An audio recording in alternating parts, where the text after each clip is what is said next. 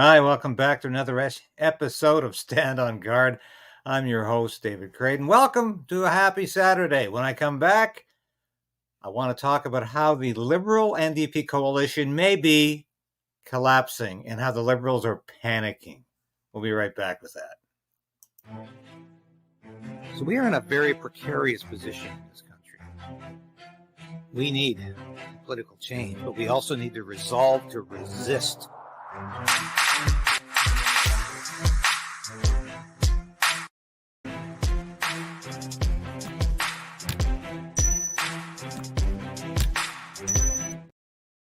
Yes, please, as my dear cat Sasha always like to do. Please ring the bell, like this broadcast, like this station, subscribe if you haven't, resubscribe if you have to. I know I say this every day.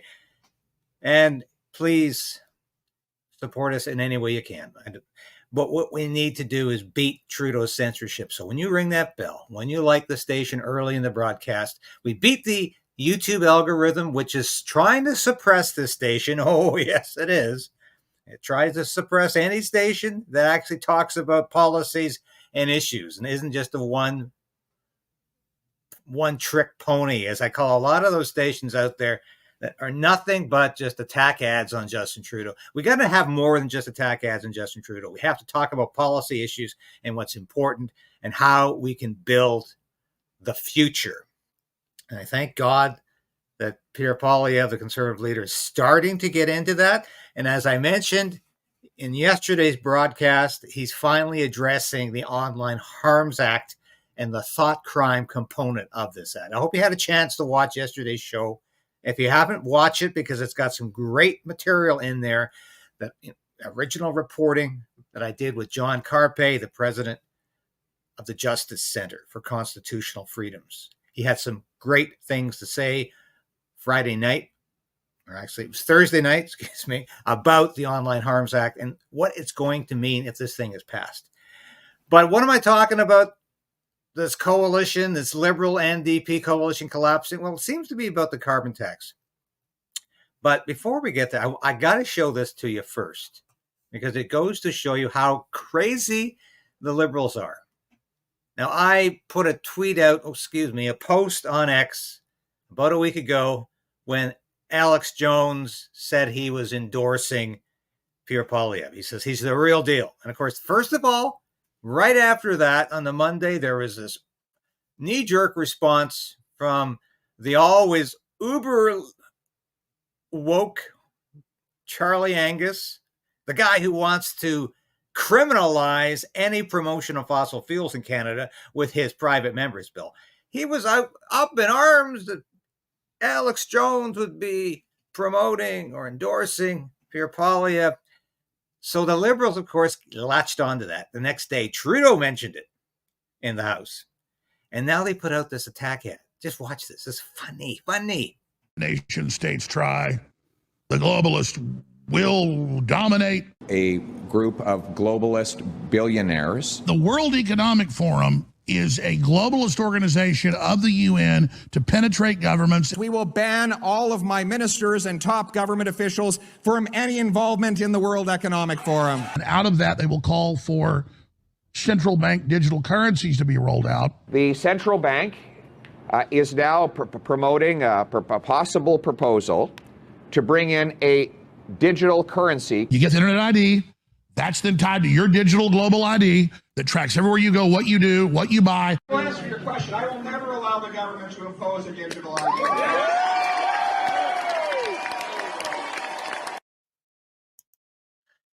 How shocking. These two agree on some very basic points about globalism. Well, if Pierre Poilievre wasn't on the same page as Alex Jones on these particular issues, I would be very concerned. This is just typical liberal attack ad idiocy. This is the liberal panicking, putting out this suggesting Pierre Poilievre is now Alex Jones. Well, Alex Jones has been wrong on a couple of things, primarily on the Sandy Hook shooting. And he's paid dearly for that. But you know what? He's been right on 90% of the things, and he was ahead of the show. He was ahead of the curve for a lot of those things. And he appeared on Tucker Carlson's show recently, and they talked about those things. And he's back on X, reinstated on X, because you don't cancel somebody because they make one mistake. You don't cancel somebody because they talk about things other people don't want to talk about. Anyway, Pierre Poilievre, if he wasn't against the World Economic Forum, if he wasn't against globalism, if he wasn't against digital ID, if he didn't have concerns about a digital currency, I would be concerned. Thank God he does. That's all I'm going to say about that, because that is just idiocy from the Liberals. Absolute idiocy. So I've been saying for quite some time, we got to get this Liberal government out early before the next election, and we need to do that by getting sufficient numbers of the opposition MPs on the side of the Conservative official opposition. Now, everybody can tell you that. But how do we do that? Well, I think the carbon tax might be doing that. Clearly, this is affecting, the carbon tax is affecting Justin Trudeau. Have a look at this here. His approval rate is plummeting. His disapproval rate is increasing. And this was the big story yesterday. Jagmeet Singh has backpedaled, as this Toronto Star article, and he might have gone too far publicly, because he talked about, well, we're really not in favor of a carbon tax that penalizes consumers. Yeah, we love the idea of having something that fights climate change, although the carbon tax does nothing to fight climate change, and I've said that repeatedly. But he said this yesterday. Well, what we want to do is we want to lay out our vision, a new Democrat vision for how we tackle the climate crisis. And the thing that we are noticing is that we need big polluters to pay their fair share. We want to stop big polluters, and we want to make sure that there's a cost to that pollution, so that we've got to stop them. We need government to take real action. It can't just be that our only approach to fighting the climate crisis is using free market solutions. That is not sufficient to meet the seriousness of what we're up against. And we also don't want this to turn into a question for everyday people that, am I worried about affordability or am I worried about the climate crisis? I don't want that to be the choice that workers and people are having to struggle with. I don't want the burden to fall on working people. So we want to lay out our plan. Yeah, so what is your plan, Jagmeet? Well, he doesn't really have a plan. He just knows he has to do something quickly here, because the NDP is losing traction. They're losing support. And that's why 6 MPs are not running again. And this is what the Conservative Party says. They are in a quandary about supporting this carbon tax or not, because they're losing tremendous support. They could be wiped out in the next federal election. Very, very possible. So Trudeau got wind of this and said, oh, am I losing my coalition partner? Am I going to have to rely exclusively on the Bloc Québécois, the separatists? Am I losing my socialist contingent? So Trudeau was a little bit upset. So he says he doesn't understand Jagmeet's point. What's he complaining about? Because Trudeau is sticking to the carbon tax until his political demise. He is not going to move from it. I'm telling you that now.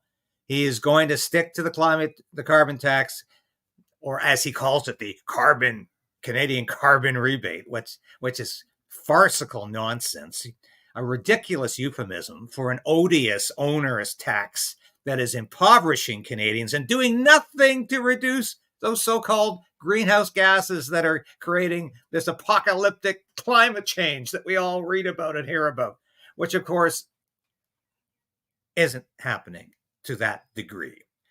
And even if climate change is anthropocentric, meaning centered upon humanity, we could all live in caves tomorrow in Canada and it would not affect the global carbon footprint, because Canada produces about 1.2% of those greenhouse gas emissions. So it's a farce. And since we've introduced the carbon tax in Canada, our greenhouse gas emissions have actually increased. So it's not doing anything except taxing us, right? So I'm going to play a bit of this. This is Trudeau really complaining about It's not just politicians, it's people as well. A new poll by Liaison Strategies found a majority of Ontario residents rank the cost of living higher than environmental protections, and a plurality are in favor of abolishing the price on carbon, even if it means eliminating their personal carbon price rebate. So can you tell Ontarians why your government's price on carbon is more important than their ability to make ends meet? But the way we price carbon actually puts more money in the pockets Lie. of 8 out of 10 families, like families in Ontario, where the cost of living is high and where... All right. Do you believe that this chronic liar is continuing to tell Canadians that 8 out of 10 of us are getting more back from the carbon tax in our pockets than we're putting out in taxation? It's a lie. The parliamentary budget officer said exactly the opposite in his most recent assessment. Trudeau is hearkening back to an old report that probably wasn't even accurate then, but it's been superseded by new information that says, well, no, Canadians are paying much more in tax than they're getting back in a rebate. And it's a foolhardy way of running a country anyway. Robbing you of money with one hand, giving you back a little less with the other, or a lot less with the other. What a stupid way to run a country, when in fact the tax achieves absolutely nothing. And it's not revenue neutral. And it's absolutely not. We'll hear a bit more of this crybaby. The need to fight climate change is clear with every wildfire, with every flood, with every drought. Lies again. Wildfires, floods, droughts have nothing to do with climate change, and he knows it. The parliamentary budget officer confirmed that 8 out of 10 families get more money from the way we're pricing pollution because we... Carbon's not pollution. Not at all. That is a complete falsehood. And once again, he repeats the lie that 8 out of 10 Canadians are getting more back. I can't stand much more. We'll listen to it. Put a price on pollution, and then we give that money back to Canadians. Okay. You're not giving it back to Canadians, and you know you're not giving it back to Canadians. No. So we've seen that one. And this is, so what happened since Jugmeat decided he doesn't like the carbon tax anymore? Well, in a statement issued to CBC, Singh said the NDP has not changed its position on the consumer carbon price. What we have done is commit to building a climate plan to make big polluters pay, bring down costs for Canadians, meet our emissions targets, and unify people in taking on the climate crisis. That's not a plan. That's a wish. So he has changed his tune because he's making Canadians pay. He's not doing these things with supporting Trudeau's carbon rebate or Trudeau's carbon tax. So this is all BS. Obviously, somebody got to Jugmeat and said, hey, perhaps Trudeau, and said, hey, if you don't stay with us on this issue, you're not going to get your goodies in the April 16th budget next week because it hasn't been read yet. It hasn't been released yet, and we can still make changes. And maybe you're going to lose some of the things you promised your supporters. I can guarantee you that's what happened yesterday afternoon. And yes, it was probably Trudeau and Jugmeat meeting tete-a-tete in his office. But will it survive past the budget? This is the question. This is the question because everything can be up for grabs after the budget. And Jagmeet Singh is going to be fighting for his job. I don't know if he really wants it anymore. But the NDP is going to be fighting for survival because it's tethered to the Liberals on the carbon tax and a variety of other issues. And of course, it pretends to be an opposition party, while at the same time it's a coalition partner. Maybe it's not officially a coalition partner, but it's a de facto coalition partner. So they have been maintaining this game this farce now for a couple of years, where they basically stand up in the House every day during question period, lob softball questions largely at Trudeau and his ministers, and they get nice collegial responses about, thank you, my good colleague, for asking that question. And I want to applaud your good work on this file. That is a typical response during question period. Occasionally you'll get some tough questions like on Gaza or on, well, actually, I can't think of much. Sometimes housing. But those are kept to a minimum because clearly these people are working together. And any pretense of opposing the Trudeau government is simply an illusion. And it's trying to fool NDP supporters and thinking they can have their cake and eat it too. You can prop up the Trudeau government, and at the same time, you can be a critic. You can be critical of the excesses. You can be critical of where the Liberals are going or taking the country, even though you're going in the same direction. So I don't have a lot of time for Jagmeet Singh. I don't have a lot of time for the NDP today. They're a phony party in every aspect, every respect.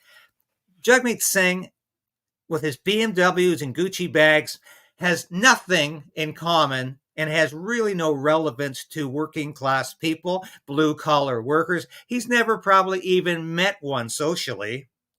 He might see them at campaign stops, but he is so distant from ordinary Canadians that it's really a joke that he should be leading the NDP. And the NDP, of course, is in a life and death struggle with the Conservatives for the blue collar vote, for the working class vote, largely because Pierre Poilievre made a very, very courageous stand during the Freedom Convoy and came out in support of the truckers. That was a turning point for the Conservative Party of Canada. Now it has got to deliver on its promise for equality, for true economic equality in this country, meaning opportunity for all, not socialism, but true economic opportunity, which Canada used to represent, not plutocracy, not corporate welfare, but opportunity. That's what Canada used to be about, and sadly, it's no longer. And the Liberals, as the ad represented, I showed you at the beginning there, the Liberals are in the pockets of the billionaires, the globalists. Klaus Schwab, the founder and director of the World Economic Forum, has praised Justin Trudeau as being an example of the kind of leader he likes. And he has proudly said he has inserted himself in the WEF and the cabinets of the world, including Justin Trudeau's. Justin Trudeau has stood side by side with Klaus Schwab at the WEF conventions, conferences in Davos, Switzerland. He is in the pocket of Klaus Schwab and the WEF, and we all can see that. It's quite clear. And that's why they put this ad out criticizing Pierre Poilievre for saying, my caucus, my ministers will not be fraternizing with the WEF. He initially said cabinet ministers. I was here in Ottawa at an Axe the Tax rally where he further clarified that statement and said not just the cabinet, the caucus members, the MPs without offices will also be told they're not to fraternize with the WEF. Good stuff. I think I've saved the best for last today because this is really remarkable. This is Bill Maher, who sometimes I like him, sometimes I don't. I've been watching Bill Maher for years, and you might recall, actually, he was an actor at the very beginning. You can actually see him in an episode of Murder, She Wrote, for instance, many, many decades ago now. But he gravitated from acting into stand-up comedy. He's hugely successful, of course, with his show. And if there's anything good about Bill Maher, it's that he can be honest about the left. He can be honest about the hypocrisy of the left, and he can look things in the face. He can look political dynamics directly in the face and say, this is farcical or this is a lie. And here's what he's talking about Canada. And of course, as a liberal, he's always looked to Canada for its social programs, its Medicare, its gun control, and its liberal social policies. And he talks about these, but this is well worth watching. What about the equipment on that shot glass? Now, he goes on to talk about how Canada has become an example of what not to do. Canada has become a laughingstock. And Bill Maher didn't even get into thought crime alert, because that's where we're going with Trudeau's Online Harms Act, that you can be put under house arrest for what you may be thinking and what you might say. Yes, we're living in George Orwell's 1984 in Canada, or we're getting there very quickly. And that's what Trudeau wants to do.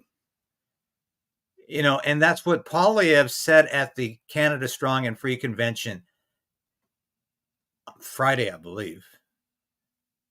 He talked about the fact that 1984, if Trudeau's ever read it, and I doubt he has, because all he likes are mindless superhero comic books and science fiction novels.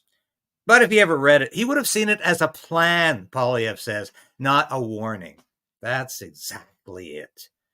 Trudeau looks at the totalitarian template and says, that's what I can do to Canada. That's how I can further punish Canadians. Make them poor, make them less free, make them unable to say what's on their mind, make their lives miserable. And that's what he's doing. But we're fighting back. And that's what we're going to keep doing on this station, on this channel. Thank you for your support. I'll be back again soon, Monday or Tuesday, or sorry, Sunday or Monday. Keep watching, keep supporting us, because I really, really am thankful for what the comments I get from you folks, the people who come up to me when I go to events to cover them, who come up to shake my hand, say, I watch your show every day. That means so much, and it makes all of this worthwhile. So thank you for watching today, and we'll be back again, as I said, soon. Thank you for watching this episode of Stand on Guard and being a part of the Krayden'S Right channel. If you've watched this episode to this point, you've watched it all. And that's really important for a small station like this. We always say subscribe, hit the bell, be a part of the Krayden resistance. Resolve to resist. That's what we're doing. And if you become a subscriber, if you're a supporter of this station or a member through Substack, through YouTube, and now you can be a local as well, that's so important to us, because I couldn't do this without you. I made a decision to become an independent journalist about a year ago because I wanted to bring all of my experience in the military, in journalism, to you. I don't promise anything I can't deliver. I don't offer clickbait. I offer truth. The truth is out there, and it's my job to bring that truth to light and to you. Thanks for being a part of the Krayden'S Right resistance, and we'll see you again soon. So we are in a very precarious position in this country. We need a political change, but we also need to resolve to resist